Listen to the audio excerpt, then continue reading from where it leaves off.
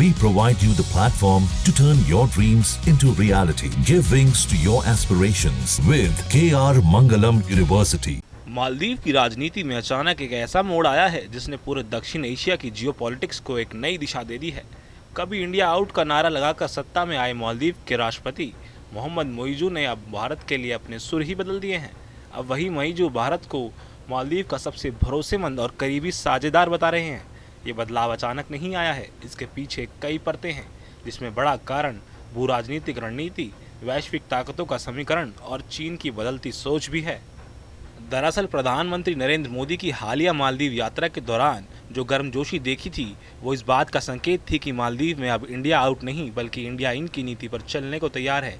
भारत और मालदीव के बीच 8 बड़े समझौते हुए, जिसमें रक्षा, व्यापार, डिजिटल सहयोग और जलवायु परिवर्तन जैसे अहम मुद्दे शामिल हैं।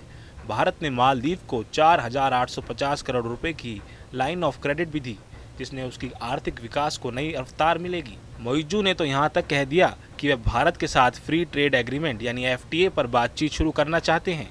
ये वही मोइजू हैं जिन्होंने एक वक्त चीन समर्थक माना जाता था और जिन पर मालदीव को बीजिंग की गोद में डालने के आरोप लगते रहे। लेकिन अब हालात बदल चुके हैं। अब सवाल ये भी उठता है कि मोइजू के इस अचानक बदले रुख पर चीन की क्या प्रतिक्रिया होगी। विशेषज्ञों की माने तो चीन को इस दोस्ती से कोई खास आपत्ति नहीं होगी। दरअसल चीन इन दिनों भारत के साथ अपने रिश्तों में नरमी लाने की कोशिश भी कर रहा है। गलवान संघर्ष के बाद तनाव जरूर बढ़ा था, लेकिन अब दोनों देश संबंधों की पटरी पर लौटने की कोशिश में हैं। चीनी राष्ट्रपति शी जिनपिंग खुद RIC यानी रशिया, इंडिया, चाइना त्रिपक्षीय मंच को फिर से सक्रिय करना चाहते हैं। इस मंच के जरिए तीनों देश वैश्विक मंचों पर मिलकर काम कर सकते हैं। ऐसे में भारत को दक्षिण एशिया में मजबूत होता देखना चीन के लिए एक टकराव का विषय नहीं होगा, बल्कि संतुलन बनाने का एक मौका बन सकता है। मालदीव में भारत की मजबूत मौजूदगी से इंडो पैसिफिक में स्थिरता आती है और ये बात चीन भी समझता है। भारत की दी गई क्रेडिट लाइन को चीन BRI के खिलाफ नहीं मानता, क्योंकि ये सहयोग कोई सैन्य गठबंधन नहीं है। अब खुद मोइजू को भी ये बात समझ आ गई है कि चीन से वफा करके कुछ नहीं मिलेगा, क्योंकि ज़मीन पर ना तो आर्थिक लाभ दिखे हैं और ना ही कोई भरोसा। जबकि भारत ने मालदीव को हर मुश्किल समय में फर्स्ट रिस्पॉन्डर की तरह मदद की है, चाहे वो कोविड संकट हो या स्वास्थ्य ढांचा, कनेक्टिविटी और डिजिटलकरण जैसी परियोजनाएं हों।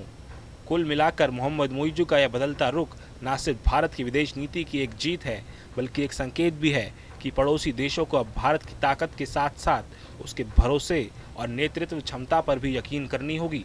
जहाँ भक्ति है हर शब्द में, कथाओं में छुपे हैं दिव्य रहस्य और ज्योतिष देता है जीवन को दिशा। धर्म से जुड़ी हर बातों को जानने के लिए हमारे चैनल स्तुति को सब्सक्राइब करें। चैनल पर जाने के लिए इस लिंक पर क्लिक करें।